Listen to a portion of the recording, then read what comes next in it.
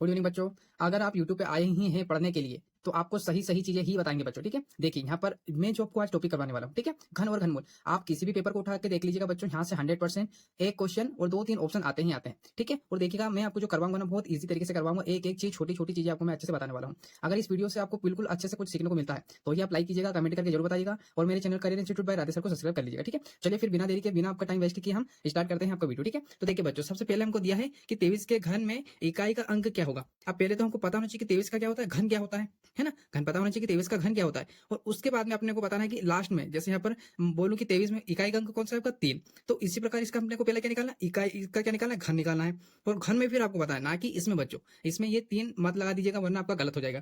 पहले 23 का हम निकालेंगे घन, जो कि मैं आपको शॉर्ट ट्रिक बताऊंगा। बिल्कुल 3-4 सेकंड या बहुत से बहुत 1 मिनट में आप निकालेंगे। ठीक है, प्रैक्टिस करेंगे तो 50 सेकंड में।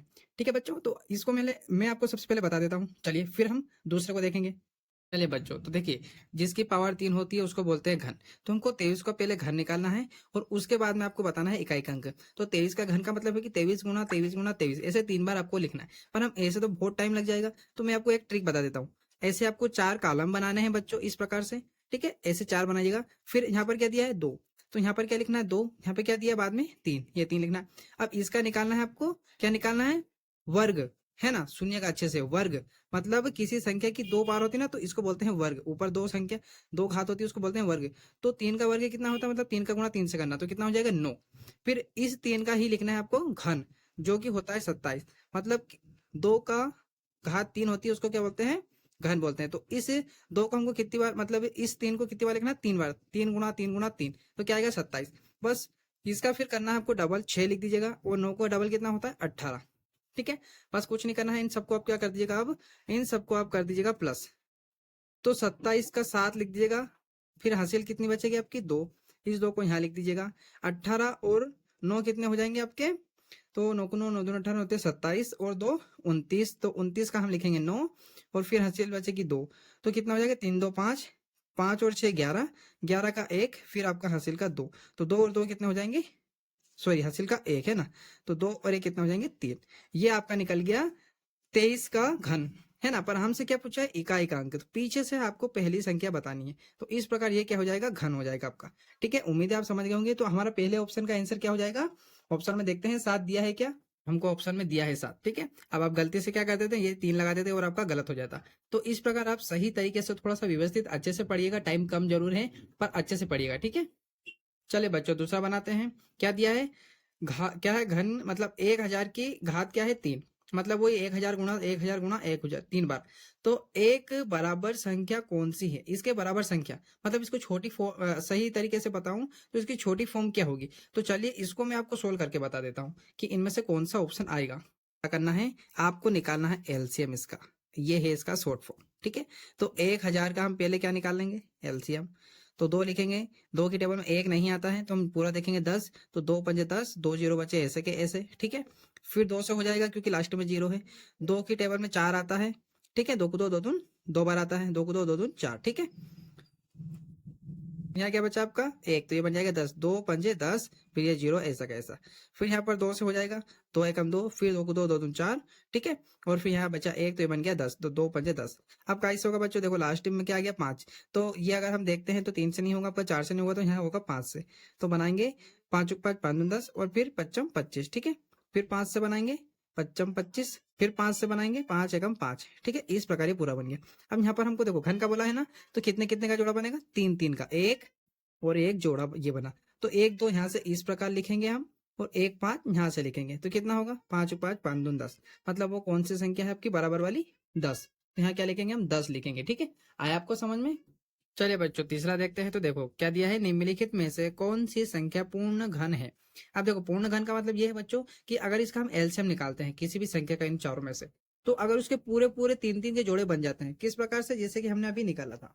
अगर आप एलसीएम निकालते हैं और 3 3 के जोड़े बन जाते हैं पूरे पूरे सवाल में, जैसे इसमें पूरे में बन गए, तो वो क्या होगा, पूर्ण घन होगा। पर अगर यहाँ पर जैसे मान लो 1 5 और होता, ठीक है, ये 1 5 रह जाता, तो ये 5 इस प्रकार कोई सी संख्या रह जाती है तो पूर्ण घन नहीं होगा। तो आप देखो इसमें क्या होगा, अब हम निकालेंगे तो बहुत बड़ा हो जाएगा वीडियो, तो मैं इसमें आपको बता देता हूँ कि इसमें पूर्ण घन कौन सा होगा आपका 216 है ना। 216 को आप भाग दोगे तो पूरे पूरे 3-3 के जोड़े बन जाएंगे, ठीक है।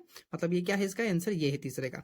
चलिए चौथा देखते हैं। 512 सेंटीमीटर है ना, 512 घन सेंटीमीटर आयतन वाले एक घन की एक भुजा की माप कितनी होगी, है ना। मतलब एक भुजा की माप कितनी होगी, तो इसमें भी क्या करना है अपने को, एलसीएम ही निकालना पड़ेगा। तो हम यहाँ पे निकाल लेते हैं बच्चों, ठीक है। यहाँ पे लिखेंगे आपका 512, तो देखो लास्ट में 2 आ गया, मतलब 2 से भाग चला जाएगा, है ना। एलसीएम का मतलब ये होता है भाग, तो 2 से 4 क्या 5 में भाग जाएगा क्या, नहीं नहीं जाएगा, पर इसमें क्या छुपा है 4, मतलब 2 को 2 2 दून 4, 2 बार, एक बचा ये बन गया 11, 2 5 10, फिर एक बचा ये बन गया 12, 2 छंग 12, फिर 2 से 2 एकम 2, 2 को 2 2 दून 4, एक बचा बन गया 16, 2 8 16, फिर 2 से हो जाएगा 2 छंग 12, 2 चुको 8, फिर 2 से हो जाएगा 2 तिया 6,